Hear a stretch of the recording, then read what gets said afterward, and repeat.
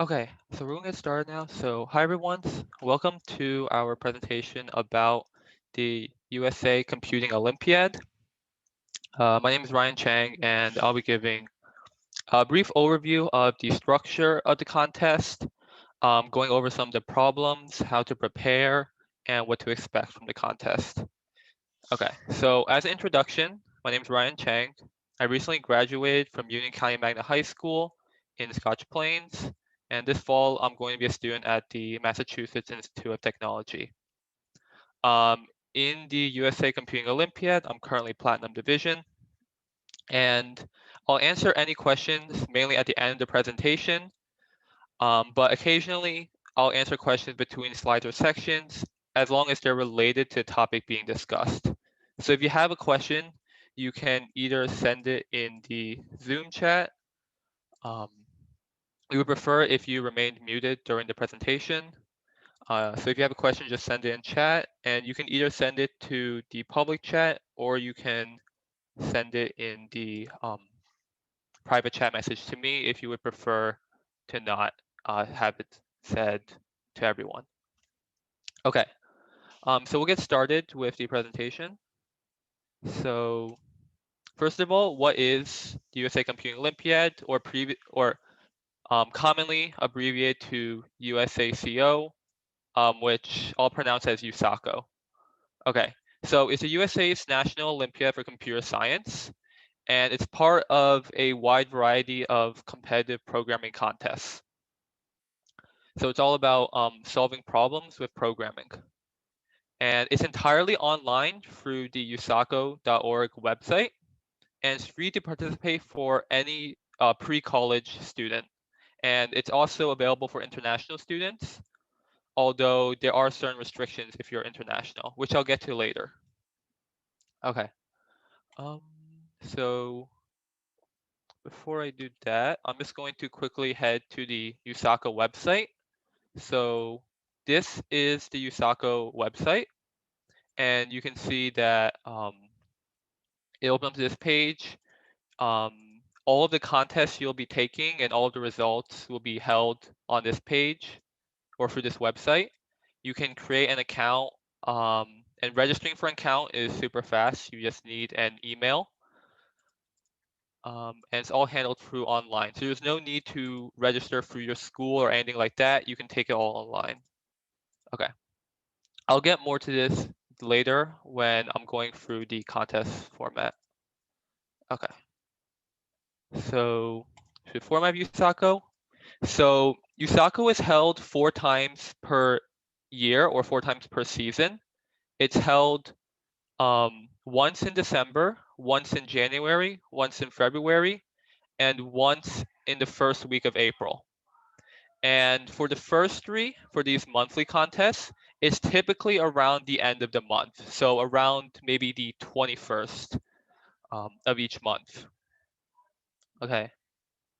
And so each contest is administered over 4 days. So they'll give you a range of dates across 4 days, typically from a Friday through a Monday. And during this time, you're allowed to choose any time for you to begin the contest. And once you choose to begin the contest, you'll have exactly 4 hours for the contest, 4 hours for the contest in December, January, and February, and 5 hours for the US Open, which is held in April. So you can choose any time during this 4 days to begin the contest.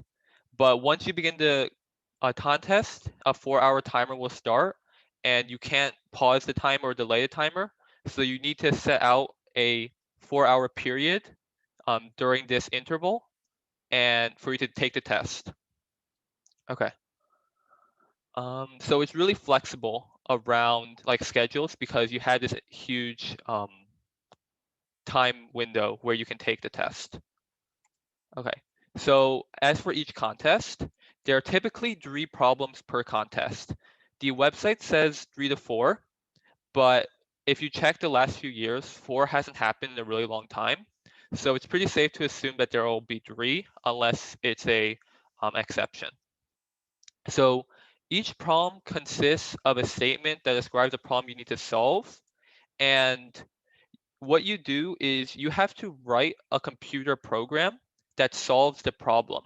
And you don't actually submit the results of your program, you submit the program itself. So you'll send the source code for your program to the online server, and the online server will run your code for you. If this sounds a bit confusing, don't worry, I'll get to an example later when I actually go through a problem. And that'll be in a few slides. Okay. So once you submit the program, it runs against 10 to 20 things called test cases, which are basically set inputs that the contest, it'll have a bunch of inputs for your program, and the contest will know the correct output, and your program will be run with those inputs. And if it matches what the contest thinks is the correct answer, then you'll be awarded the points for that test case. Okay. And for each problem, you can resubmit your program as many times as you want. So if you submit your program and you get half the test cases wrong, then you can try to fix your code and then resubmit with no penalty. And it'll only take into account the last submission you did. Okay. But one caveat is that you can't purposefully resubmit your program over and over again to try to learn what the test cases are. And I won't go into too much detail about that because you'll have to be, it'll be pretty obvious. Um, it'll be pretty obvious, like, to not do that because it completely ruins the point of the competition. Okay. Okay. So then, as I said before, each problem has 10 to 20 test cases, and there are 3 problems per contest. So assuming there are 3 problems per contest, there's going to be each problem will be worth 333 and 1/3 points for a total of 1,000 points per contest. And then within each problem, each test case is worth an equal number of points. So let's say that there are 10 test cases for a problem. Each test case will then be worth 33 and 1/3 points. Okay. So to get a full score on the contest, you'll have to get every test case for every problem. But if you only solve like 2 out of 3 problems, you'll only have a maximum of 667 points. And there are fractions, but they'll round the number of points you get. Okay. And then test cases, they are grouped so that going for partial credit is a viable strategy. And I'll get more into this later when we actually go into a problem. Okay. So all of this information I just went over, I'll go over it again when we actually take a look at a problem. And then the next thing to discuss is divisions. So all contestants for Yusako are separated into 4 different divisions: bronze, silver, gold, and platinum. And everyone automatically starts in a bronze division. And so on a contest, if you score well enough, you'll be promoted to the next division. So typically the score you need is between 650 and 850. Very rarely is it above or below that. In fact, it's actually pretty rare to get 650 or 850. It's normally actually between 700 and 800.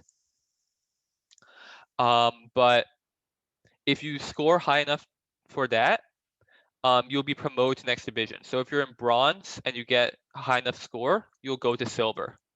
And if you're high enough in silver, you'll get to gold. And you keep going up until you get to platinum, at which there is no higher division. And so typically, solving 2 problems can be enough. It can be enough to get you pass the threshold, but typically you need 2 prompts and a bit of partial credit. So around 2.5 prompts, I would say. And then there's no set number on how many people will promote per division. So the amount of people who are in each division will vary year to year. So this is different from something like in competitive math, where there's a very set number of students who make something like USAMO. Instead, like the number of people in Platinum will change each year because they don't have a set number of people per division. Okay. So now I'll go over a sample problem. So have this open here. Okay. So here's an example of a problem from 2018. It's a bronze problem, and it's from the December contest. Okay. So one thing about all of these problems is that they have a pretty common structure. The first thing is that they have some kind of like story about them, some like narrative. So like a very common theme among Yusako problems is that they're about this farmer John and his cows. So yeah. So then the problem has a statement, and then the problem really starts over here where it describes some sort of scenario. So essentially, it describes a scenario where you have milk in these 3 buckets, and you're going to pour as much milk as you can from bucket 1 into bucket 2, and you're going to pour all the milk from bucket 2 into bucket 3, and you're going to continue this until you do 100 pours. And then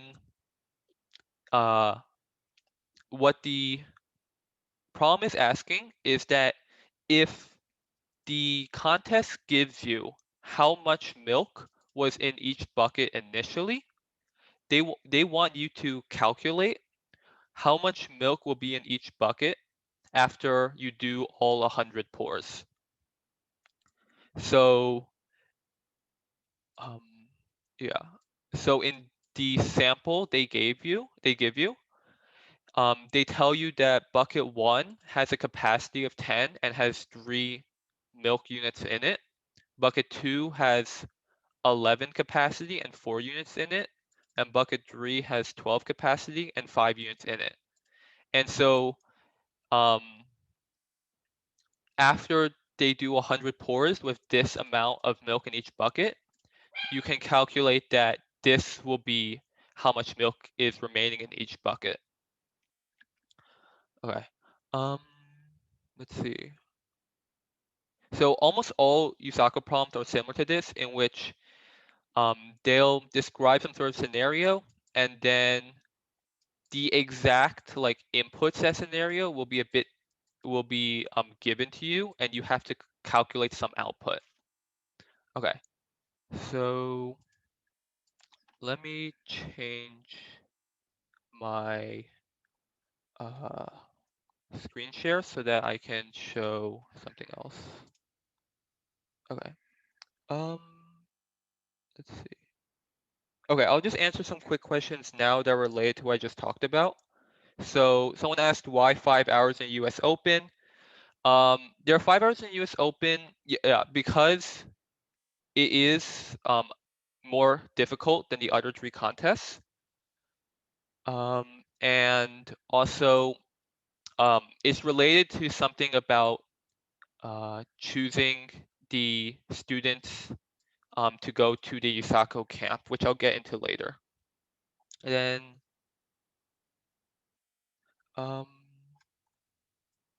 okay. Someone else asked, is there a limit on how many times you can resubmit? No, but you can't resubmit like in an attempt to essentially there's a kind of a soft limit of each time you submit, it'll take like a minute or 2 to grade your work. So there's like a kind of a limit on how many times you can realistically submit. Okay, I'll get into more questions later. Okay, so back to this problem. Let me screen share my entire screen. Okay, so back to this problem. So this is the problem they describe, and I'll show here an example of code you can write to solve this problem. So this is an example of a program I wrote to solve this problem.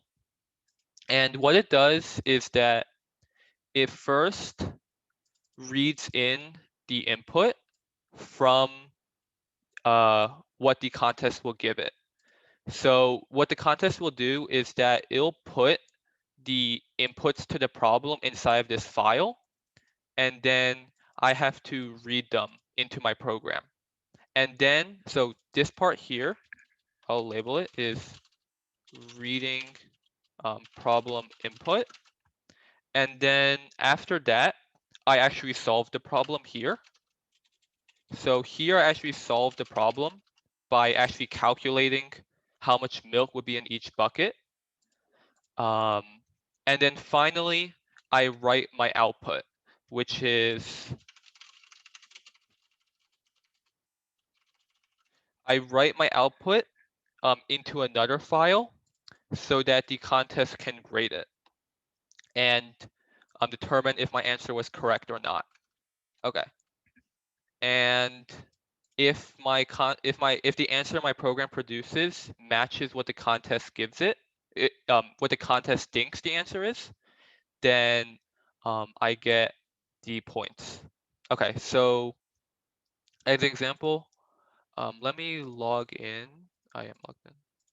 Okay, so I can submit my program here, this program, to the contest.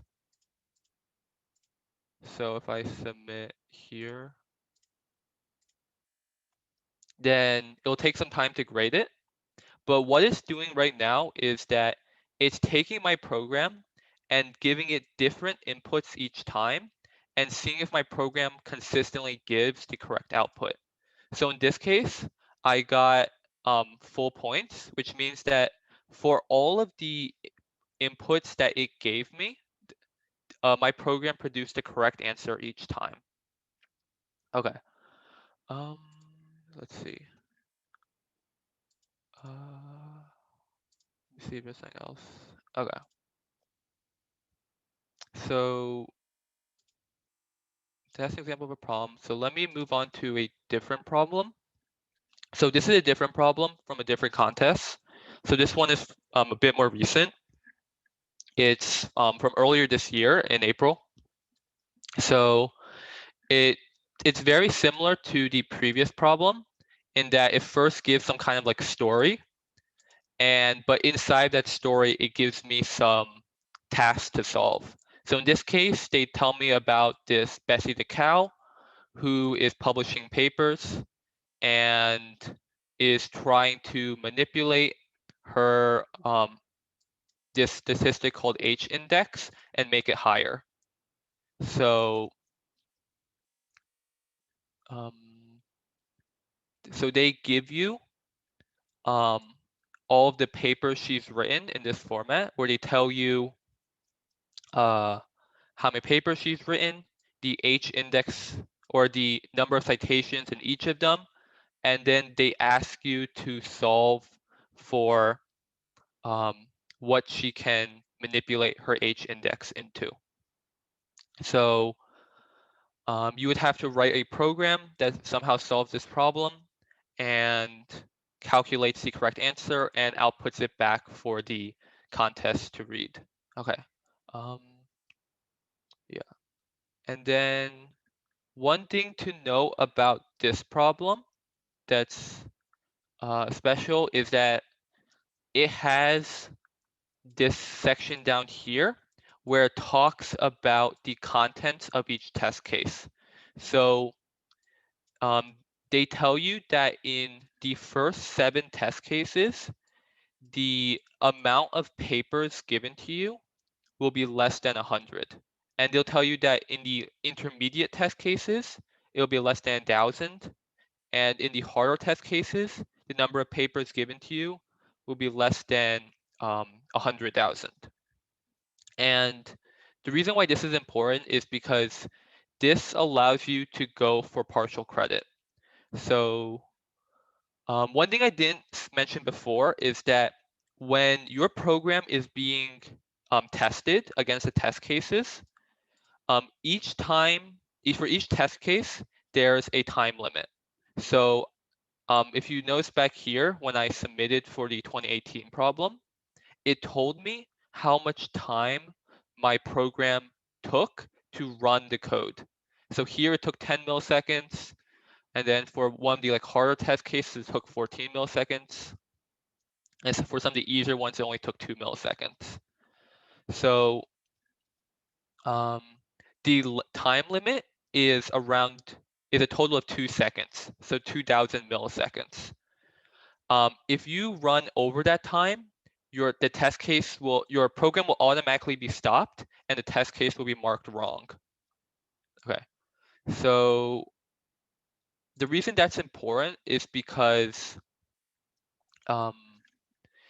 sometimes you'll have a solution to a problem that works as long as the input data isn't too big.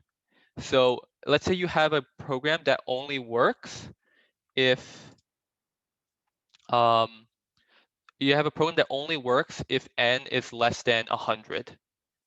In that case, what you can do is your program won't work on all of the test cases because it'll just be too slow. But the reason why this is important in that it tells you smaller limits for each test case, this is important because it gives you a way to go for partial credit, because even if your program can only handle n is less than 100, you can only go for test cases 1 through 7 and get a little less than half the points. Okay, so then, yeah. Okay, so I don't have an example of this code for this problem, but I'll go more into older problems later. Okay, so I'll just answer some questions now. Okay. Oh,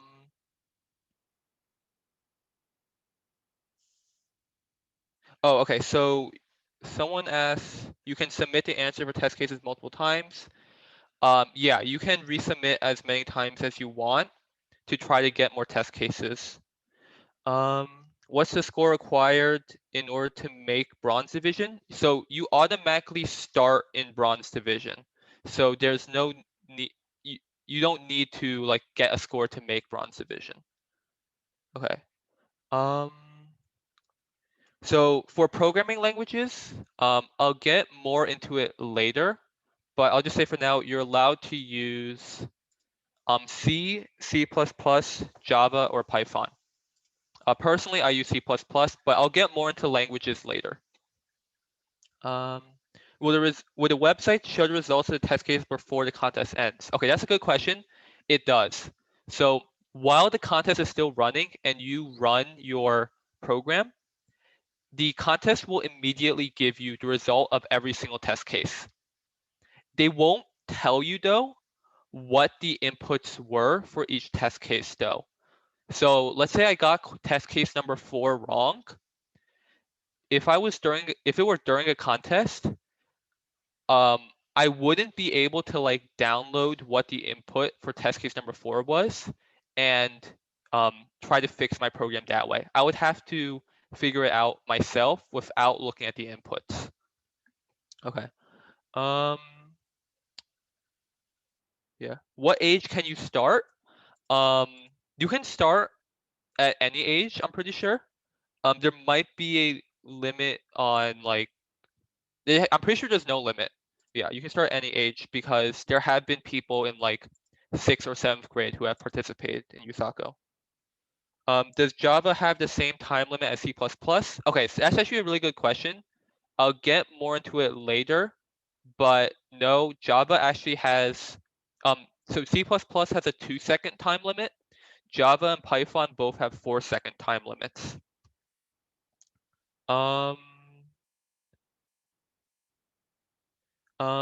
Let's see.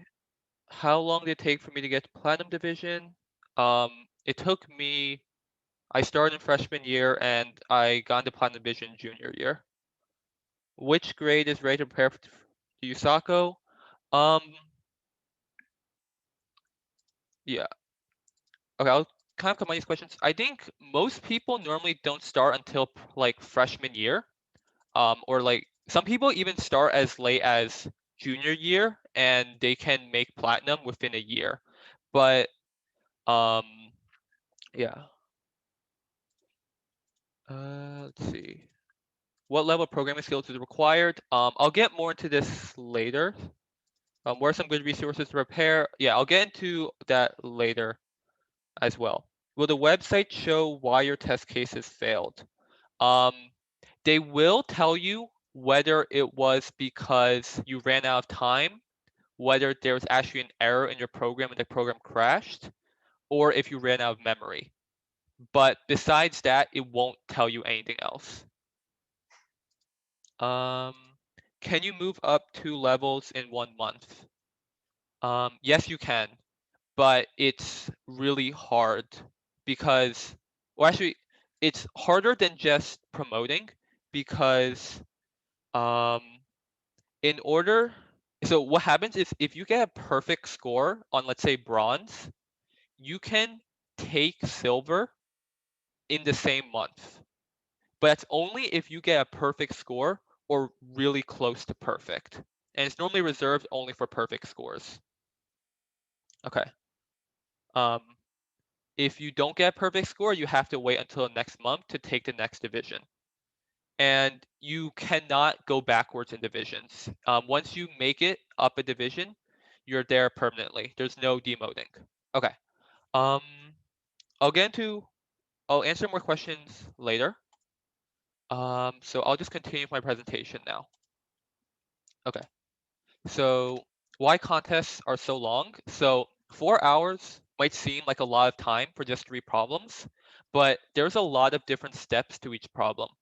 So first of all, you have to read the entire problem, um, which can actually take a while and actually like understand what the problem is asking. Because some of these problems for higher divisions especially, they get pretty complex and like they have a lot of like words and numbers.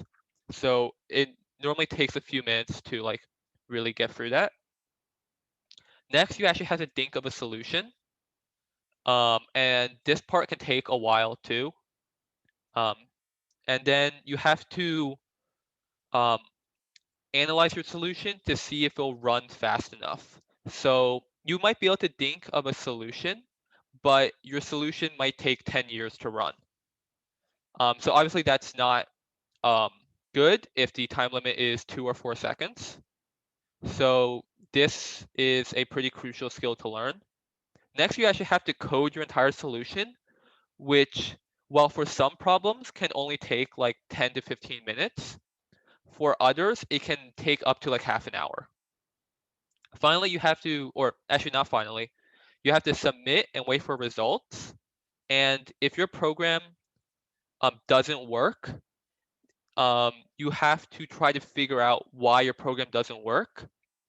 And um, this can frequently sometimes take the longest. And you might not ever even like finish this. So like there have been contests where I have like found the correct solution, but somewhere in my code I like made a mistake. Like I used the wrong variable. I put um, I accidentally overflowed integers, and as a result, like 2 hours later, I still couldn't find it. I didn't get the points for the problem. So this is um, a major part of uh, solving the problem. So yeah, so like even if you instantly find a solution, you think of a solution, a problem can still take like up to an hour, which is why they give you so much time. Okay. Um, okay. So I mentioned before how there are 4 divisions, and if you score well enough, you go from bronze to silver, silver to gold, gold to platinum. Once you get to platinum, if you score well enough, you won't be promoted to a division. But if throughout the entire season you score consistently well, like let's say over 500 points each contest, you can get invited to the USACO camp. And invitation USACO camp, so this goes back to what I said before about why US Open is 5 hours instead of 4 hours. It's because the US Open is weighted more heavily when considering people to select for USACO camp. So they make US Open harder, but they also weight it much more heavily for invitations. And so the purpose of USACO camp, it's very similar to something like MOP for math, where it's for um, doing preparation and selecting people to represent the United States at the International Olympiad for Informatics, which is the US sends a 4-person team to compete there. So yeah. Um, so yeah. And then oh yeah. Uh, so how many people get invited to the camp? It's top 24, if I remember correctly. It's a fixed number. So there's a fixed number of people who make camp. And it is easier to be invited as a younger student. Um, like if you do well and you're a freshman, and you're in platinum and you're a freshman, you have a much greater chance of being invited to USACO camp because they want students who are young because people who because they want them to go to camp, get better, and then try again the next year to potentially make the team. Okay. What time of year is USACO camp? It's normally around June. So the contest season finishes in April, and then they normally select people to go to the camp at around mid-May, and then you go to camp in like June. And then uh, IOI is normally around July. Okay. Um, okay, and then here's some statistics about people who have made USACO camp. So um, these are people who were invited for the first time. And so you can see that there is a pretty strong skew, at least in previous years, towards people, younger students. There are even some people from middle school who got in. But as you can see, it's still possible for seniors or juniors to still be invited for the first time USACO camp. Okay. Um, let's see. Okay. Let me see. Any questions? Yeah. So someone asked, in most cases, does time limit actually end up mattering? Yes. Especially for higher divisions. In lower divisions like bronze, um, you can it most of the time does not matter too much unless you code like a really slow solution. But at the higher levels, um, the time limit is the main thing that will determine if your code passes or not. It'll be less often about where you get the correct answer or not, but about the time limit. Um, so yeah. I'll talk a bit more about the time limit probably later in the presentation. Okay, so skills for USACO. So the first thing is that you have to know a programming language. And I mentioned this before when answering a question. Um, you are allowed these 4 programming languages. They used to allow Pascal, but they don't anymore. Um, yes, so I'm not sure exactly why they removed it, but very few people use Pascal anyway. Um, one thing to note is that at the IOI, Java was recently removed as an available, sorry about that. Java was recently removed as an available programming language, but that doesn't necessarily mean that USACO will stop allowing Java. So if you've heard news about IOI removing Java, I wouldn't worry too much about potentially USACO removing Java as well. Because as an example, even though the IOI has never allowed Python, the USACO allows Python to make the contests more accessible. Okay, so continuing on about programming language. So C++ is the most popular programming language, and it's also the fastest. So C++ programs run faster than Java programs because for like technical reasons. So as an example, let me go here, and so I have code here for this problem written in C++. I also coded a version in Java, and these two programs are identical. Like they use the exact same logic. It's just that one is written in Java and one's written in C++. So notice how all of these are in a range of 10 milliseconds. If I submit my Java program,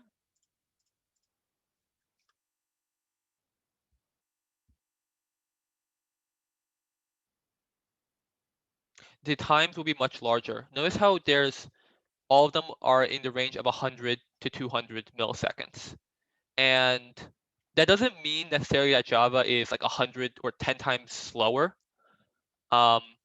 because it's also like it doesn't scale necessarily. But it is like a general fact that Java is slower than C++. Okay. Um, so that's what I mentioned before. The time limit is 2 seconds for C++ and C, and 4 seconds for Java and Python. But even though this is the case, it is still possible to make like gold or platinum with Java. For instance, I went from bronze to gold using entirely Java, but I switched to C++ while preparing to go to platinum. But in most cases, you can make platinum with Java. Um, let's see.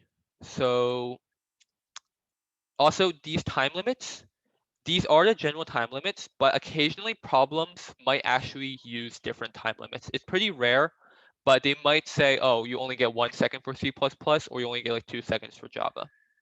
Okay. So one thing is official solutions are typically programmed in C++. So the wide majority of the competitive programming community will use C++. So if you read blog posts, tutorials, read official solutions, they'll be in C++. So there are more resources for C++. Um, but if you have a good grasp of like programming in general, this isn't really a barrier, because when you're learning competitive programming, it's not about the language, but more about like creating the logic or algorithms to solve the problem. So if you have like a good grasp of algorithms and you like know how to read C++, you don't actually like need to use C++. Okay, but obviously knowing C++ would be probably the most ideal, because um, it's what the official solutions use. Okay, so someone asked, can you make Platinum by using Python?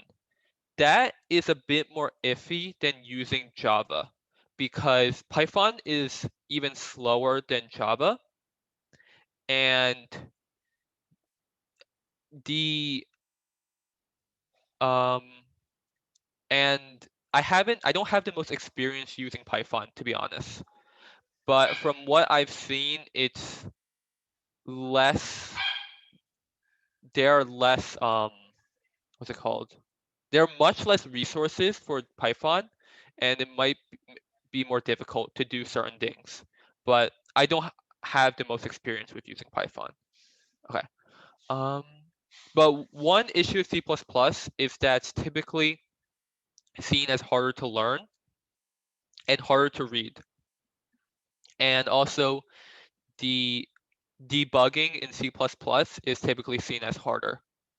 For instance, let me pull up some code. Give me a second. Yeah. So like C++, like this is an example of my template, which I used for most programming contests. And you can see that like C++ can get like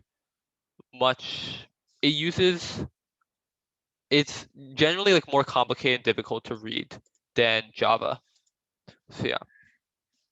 Specifically because C++ has like a bunch of like features about like pointers and references and macros, which make code more difficult to read. But yeah. So yeah. Okay. So moving on from the programming languages. So a big part of competitive programming isn't just like knowing how to program, but actually learning problem solving skills. So one big part of that is you have to learn about computer science algorithms, such as depth first search, breadth first search, dynamic programming, Dijkstra's shortest path algorithm, and tons of other stuff. So that's something you have to learn. But just memorizing what these things are won't make you good at competitive programming. It's similar to how for competitive math, and one thing I'm just gonna like say is that like I make a lot of analogies to competitive math because I did both of them. But yeah, so memorizing formulas won't make you good at competitive math because you have to apply them creatively and like find unique insights to make the problem simpler. Um, so memorizing a bunch of algorithms won't make you good at competitive programming either. Okay. Moving on from that, another skill you need for USACO is debugging. So finding out why your code doesn't work and fixing it. So after you submit your program and get a result back, they might tell you that either your answer took too much time, produced the wrong answer, or ran out of memory or something like that. And a big part of competitive programming is looking at that error and finding out what is wrong with your program. So how can you fix it? And because the when you get a test case wrong, the website won't tell you what exactly went wrong. You have to do a lot of like inferencing and like going through your code and trying to figure out what exactly is the issue. And sometimes that issue might be that your code is just entirely wrong and that your logic is just flawed and you have to restart from the beginning. And so debugging can range from the shortest part of solving a problem if you don't need to do it at all, or it could be the longest. Okay.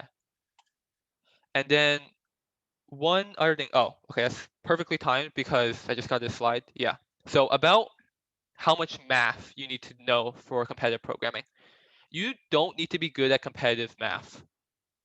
There is a lot of frequent overlap. Like you will see that people who do both competitive math and competitive programming, but there are plenty of people who aren't good at competitive math, but do really well at competitive programming. So you don't need to be good at exactly competitive math, but there is some math you need to know. Primarily for, and this is only really for like gold or platinum, but you might need to know some number theory. So know about prime numbers and modular arithmetic. You might need to know some combinatoric, so about like factorials, permutations, combinations. Most of this is like at a basic level. Occasionally, there can be some like formulas, math formulas that are used. Like these, if you have experience with competitive math, you might recognize some of these, which are related to number theory.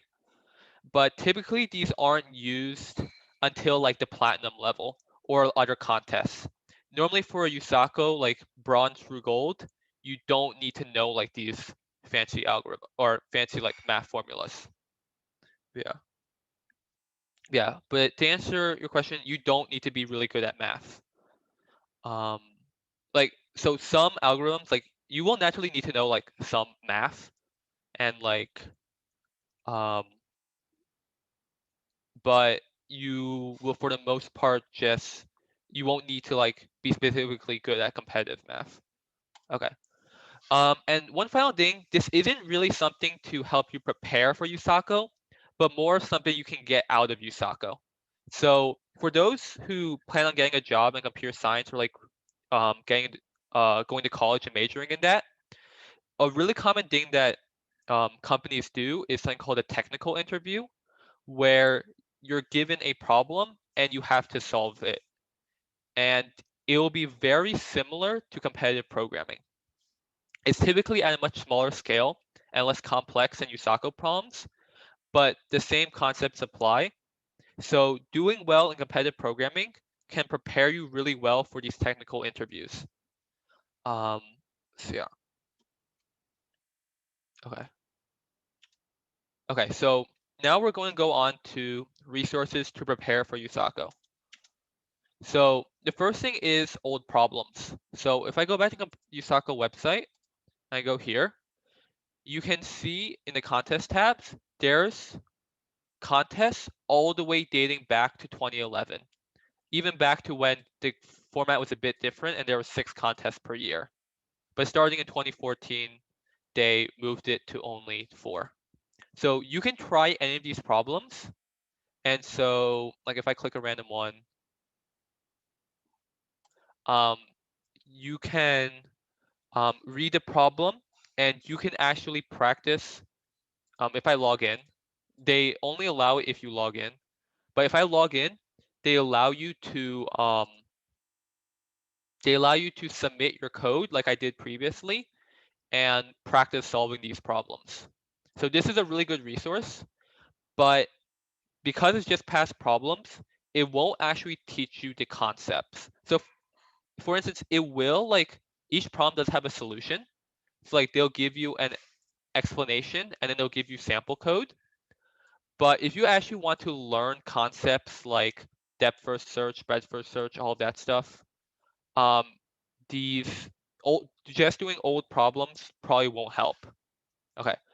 Another thing to mention about old problems is that older problems, like back from 2011, are generally easier than current problems due to a general trend in increasing difficulty.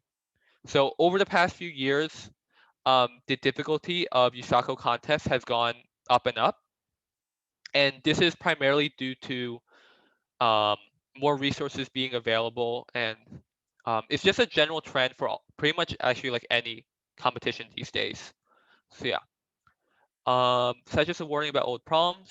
And another thing is that I mentioned that there are solutions. Um, so let me go here. There are solutions to each problem, but sometimes they can get pretty like cryptic and like not really the easiest to understand.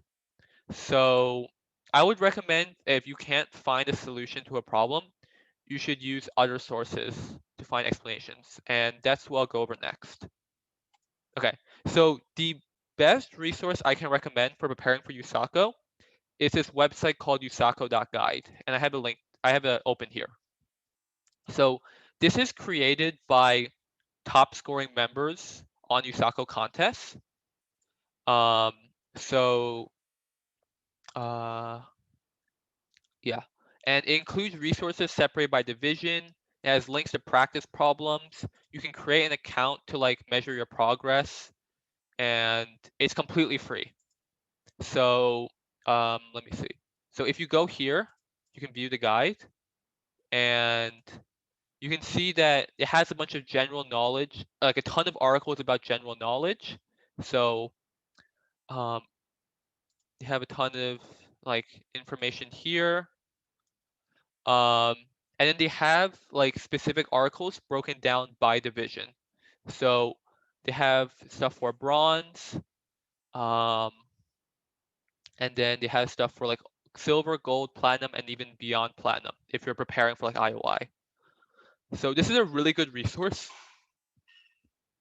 And each article is pretty well written, and they, especially one really nice thing is that they have, for each problem, they have example problems that they go through, or problems you can try practicing. And they also have like um, lists of problems. So if you want to practice a specific concept, let's say you want to practice combinatorics, you can find problems that are specifically about combinatorics. So this is a really good resource. It is still in development. It was only made like a few years ago, or not even a few years ago, like a year ago. So it's still in development, but it's a really good resource. Um, the other resource to mention is USACO's training pages. So that's this here. It's linked directly in the USACO website if you go to training. And USACO guide is also linked here. But the training pages here, they, if I log in, they're a bit more old-fashioned, but they give you a bunch of articles and like chapters to go through about competitive programming. But one thing I will say is that these have a very negative reputation about them, primarily because they're really old, so they don't really have a lot of some of the content isn't like up to date, and also some of their tutorials are really not that great. For instance, they don't give any example code. They just talk about ideas. And then I think one of the biggest problems is that in order to move on to future topics, you must complete every problem in the previous section. So for instance, I finished chapters 1 through 2. I'm almost done chapter 3. But as you can see, I haven't really done this in a while. But um, I have to complete these 2 problems before I can move on to chapters 4 through 6. So that's a pretty big limitation of USACO training pages because, yeah, some of these problems are also like, they're pretty old too, like from like the early 2000s or like 2000 to 2010. So some of them really aren't that great, and the solutions aren't that great either. So yeah, so these kind of have like a negative reputation about them. Um, but one thing is that they do say on their website that the online training pages, they will link your account on the training pages to your account in USACO. So um, they say that they will use this as a factor in choosing contestants for USACO camp. It's not a very large factor, but it has been used. Okay. Um, let's see. I'm running a bit low on time, so I probably will skip a few slides. I will post a link to these slides at the end of the presentation. Actually, yeah, I can post it now in the chat because it is running a bit late. Um, so yeah. So you can view the slides, and I'm going to skip a few slides. So if you want to read the skipped slides, then feel free to. The other resource is the Discord server. So Discord is a type of messaging platform. I'm not going to like go into detail what Discord exactly is, but there's a server where a bunch of people, they talk about USACO. Let me see if I can. Shoot, I need to like hide. Let's see. I need to hide my private messages. Okay. So this is the USACO Discord server. So there's a ton of resources, like there's a ton of people who just like talk in here about like general stuff. And then there's different channels. Um, they like talk about like things not related to USACO, but they also talk about like discussions of each problem after each contest. And specifically after each contest. Talking with other people during the contest is strictly prohibited and can get your account banned. But yeah, so there's people who like talk about each problem. If you have a question about like you don't know, you don't understand a solution, you can typically post it in here and someone will go over it. So it's not an official USACO Discord, but there are like USACO staff here, and there's a bunch of like people who have gone to USACO camp here, um, people in Platinum Division, and then like people in Gold Division and stuff like that. So that's the Discord server. There's also this forum. To be honest, I don't um, use this a lot, um, but it's it is something out there. But typically, I don't really use this, but you can use it. Okay. And then here, I just go over some similar contests. So USACO is not the only um, competitive programming contest.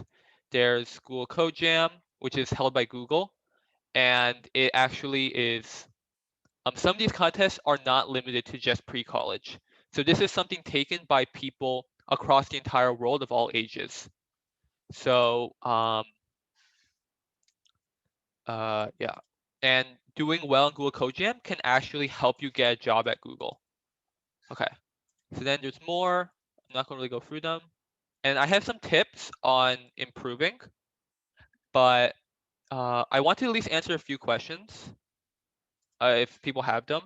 So I'm not going to go through this. But I did post a link, and I'm pretty sure on the LogicStem website later, they'll post a video of the meeting, of the presentation, and I'll try to include the link there. But yeah, so just some tips on getting started, improving. Um, I included some like pictures of personally like the stuff I've used to help practice. Um, here's some extra links to more resources you can read. And then yeah, so stuff I didn't get to. And then if you want to contact me, I also include a slide just for my contact information. So you can email me.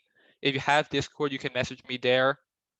And yeah, don't hesitate to send me an email. Okay, so sorry that the ending was a bit rushed, but all the information is like in my slides. So if you have any questions now, I can answer them. And I'll scroll back up to see if there are any questions I skipped. And I'll probably stay for another like 10 minutes to answer any questions. Okay, so let me just scroll through questions. Okay.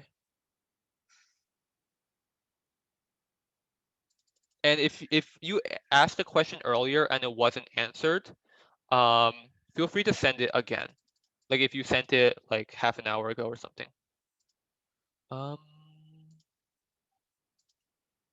Okay, I think someone asked, what grade do most people start? I think I answered this a bit before. It was primarily people start in people can start like in 9th grade. Some people start as late as like junior year. Yeah, most people I would say start around like 9th grade. Let's see. Okay, so inviting to camp is not solo based on score. Yeah, it's not just the top 24 scores because they do have a priority. So the main purpose of camp is to select the IOI team. So it's better for them to select younger students because those are the students who can come back in later years and get even better. So they do have a priority on younger students, although of course like your score is still a significant factor. But yeah, it is based like on human. Is contest individual based or group based? The contests are entirely individual. If you talk about questions with other people and it's found out, they will disqualify you. And okay, so this is one thing. There is no official proctoring. You don't need a proctor to look over you while you do the test. You just log in, do the test, submit your problems, and log out. There is plagiarism detection software being run on your code. So like you can't just share your code with someone else and they can just like copy and paste it in. Especially at the higher ranks, they will also like analyze your code and see if it's like obvious that people shared code. But yeah, there's no like proctoring. You don't need a parent watching you. Yeah. Okay. Um. Okay. Um. When did I start learning coding, and is it too late to start ninth grade? It's never too late to start. So as I said before, people start learning Usako in like ninth grade, although they typically like have some programming experience prior, but it's never too late to start. Um, Personally, I started learning programming in sixth grade, but I didn't try any Usako until ninth grade. Um, is it too late? But yeah, it's definitely not too late to start at ninth grade. Is breadth first search and depth first search bronze or silver material? Um, I would say it's more silver. Um, Bronze is there's not as much algorithm knowledge you need to get good at bronze. It's mostly just problems, general like problem solving. So personally, also like so my personal experience might be a bit different because contests have gotten harder over the years. But personally, uh, I didn't really study that much for bronze. Like I didn't like read articles or anything. I just did practice problems and practice problem solving techniques. Like like I just try like solving problems and like getting better at solving problems. Um, I didn't really have to learn any algorithms for bronze, but you definitely had to start learning algorithms in silver. Okay. Did doing USACO take a lot of your time? How do you balance doing the USACO and our high school assignments? Personally for me, doing USACO, uh, I don't really remember how much time I spent on it. Okay, so I think so personally for me, during high school, um, I did both USACO and math. And so um, I started off with doing math and I started doing USACO later. So I guess I mainly focused on math and I kind of just did USACO on the side. I'm trying to like get an estimate, but I would say like the main thing that the main reason why I don't really remember that much about like how much time I spent USACO was because I didn't have really like when I like practice USACO problems, I found it really like enjoyable and like fun. So I would like spend my free time doing USACO problems, and I wouldn't really like force myself to do 2 hours of studying per day or something like that. I would just do problems when I want to, like for fun, and just like read articles and like improve because that was like really enjoyable for me. So yeah.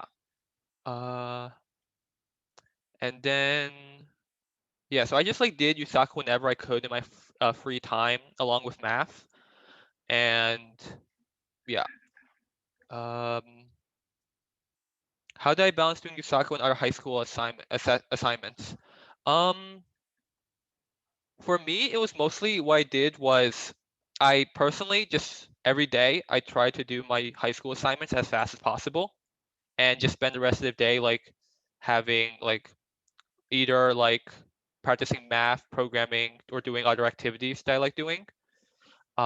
So that's the main way I balanced it. I don't really have the best answer to that, to be honest. Um, yeah. So you just register an account and you can participate? Yeah, you can just register an account and participate. You don't need to do any registration with your school or anything. It's a very like lax system, to be honest. Okay, for someone who has never learned programming, how should they start? What's a resource for beginners? What language should they start with? So the main resource I would say is Read for Yusako Guide. This is probably the best resource. Um, so like it'll talk about advice for choosing a language, advice for learning to code. So you would first have to learn how to like program and just like learn the features of the language you choose.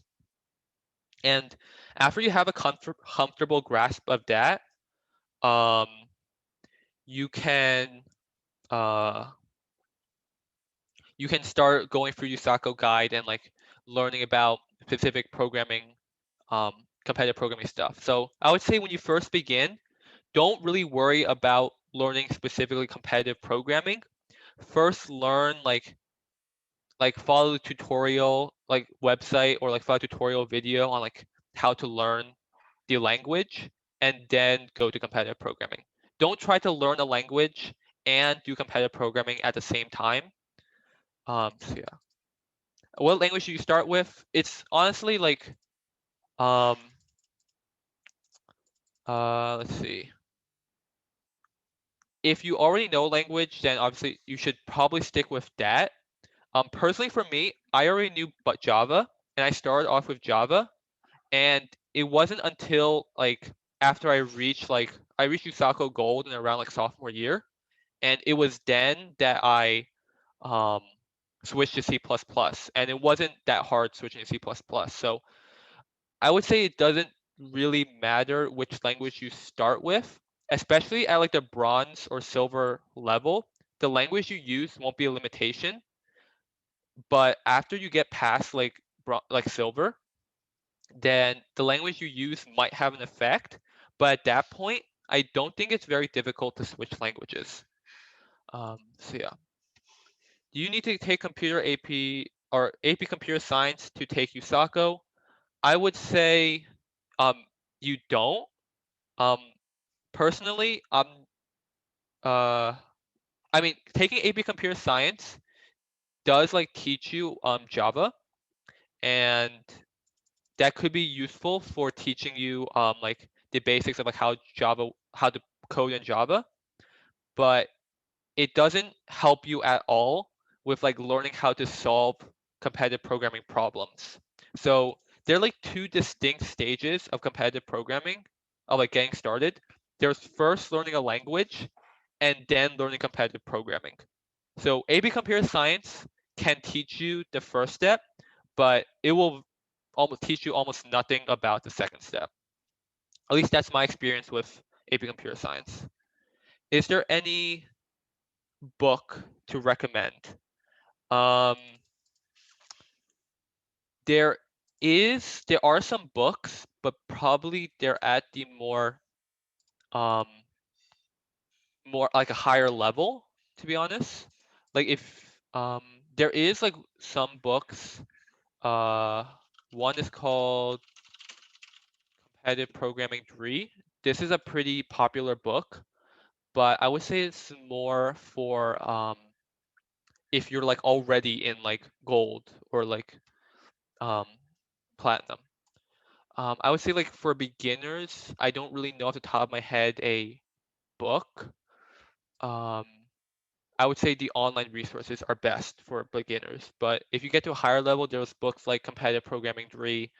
Um, there's also like something called Sedgwick Algorithms. This book is a pretty uh,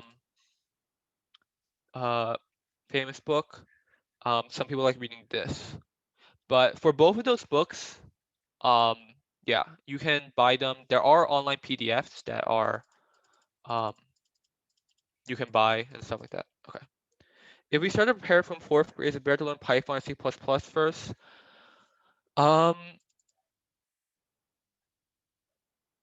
honestly, um, I don't know I don't know that much about Python in particular. Um, it is um, Yeah, I don't know that much about Python. I would say like the if your if your like child is like already in like knows Python, it might be better to just continue with that because they already know it.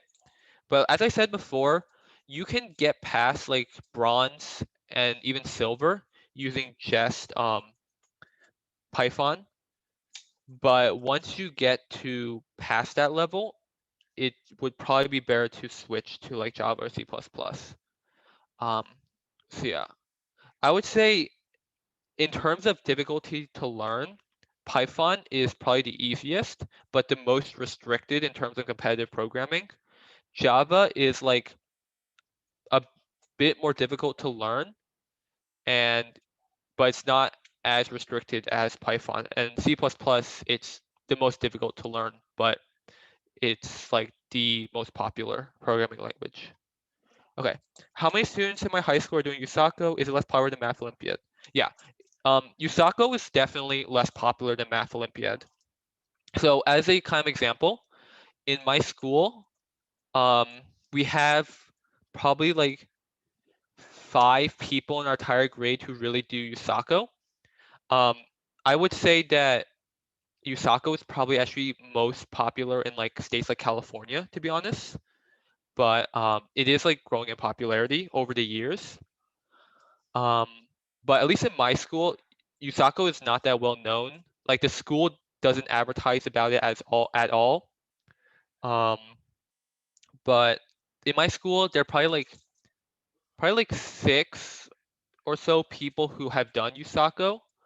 Um, and here, oh wait, let me just answer this. There are probably 6 people who have done USACO. I think around. Also, my school is pretty small. There are only 70 people in my grade, so my numbers will be a bit skewed. So like there are around 6 people in my grade who have done USACO. Um, and then I think I'm the only one in platinum, and everyone else is in silver. Okay, so I'll let me just type these names, and I'll go more to that question. But um, on the other hand,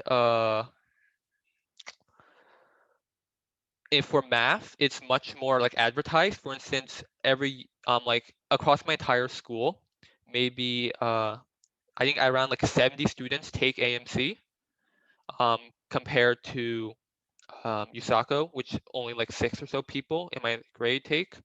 And then um, like we have like a math league at my school, while we don't have like a competitive programming club because it's not that popular. But yeah. Um, so yeah, but in general, I think if you look at here, like USACO, there's still a lot of people who take it. Like here, there are 5,000 people who logged in and 4,000 people who took the contest. So yeah, it's definitely less popular than like the AMCs, which like I think like 70,000 or so students take. But there still is a sizable amount of people who do USACO. Um, the USACO help for college applications? Definitely if you're applying to one of the um, if you're applying for like a specific major, some colleges do require that. Um, then if you're applying for computer science, USACO is a great way to show like that you're interested in computer science. Um, USACO can also help for college application. Like if you make, I didn't write this here, but let me scroll up to about divisions. So gold is around top 1,000, 1,250, which is something you can write on your college application. And platinum is top 300, 400. It changes each year. Um, and these numbers are also not entirely accurate because this is actually counting like also international students. So if you only count like USA students, I think it's like top 200 or something for platinum.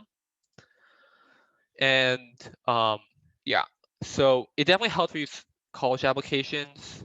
especially the top colleges, like the top technology colleges like MIT, Harvard, Stanford, they will know what USACO is, and um, putting down that you're in USACO Gold or Platinum or been invited to camp is a really strong point in your application. For those who know about like the math Olympiads, um, I would say you can compare making USACO Gold to like making Amy, because it's around the same numbers, and making Platinum. Normally people compare to like making USA JMO. And then making the camp is comparable to making MOP. Okay. Um, what school am I in? Yes, in here. I recently graduated from Union County Magna High School, so I was just like a senior, and yeah. Okay. So I'll wait a few more minutes if anyone else has any questions. If I skip your question by accident, feel free to type it again. Yeah, I'll wait probably um until like 8:20, and if there are no more questions, then I'll end the workshop for today. And once again, I'll put this link in the chat. Um, here.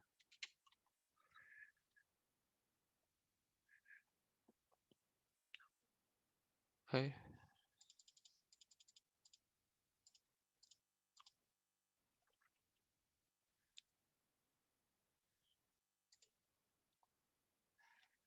Okay. Um,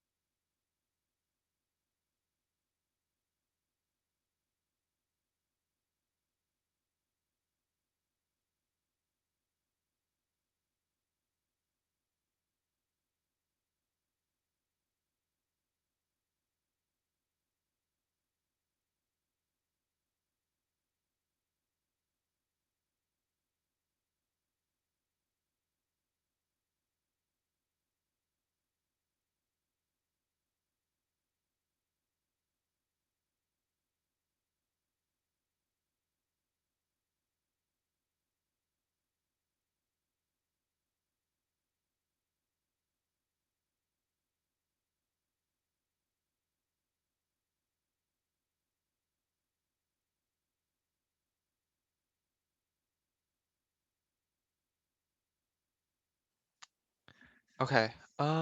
Let's see. Okay, so it's 8:20 now. So thank you all for coming. If you do choose to go through USACO, then good luck. And yeah. Uh, Again, my contact information is here. So if you want to send me an email or message me on Discord, then feel free to send me a message. And yeah, so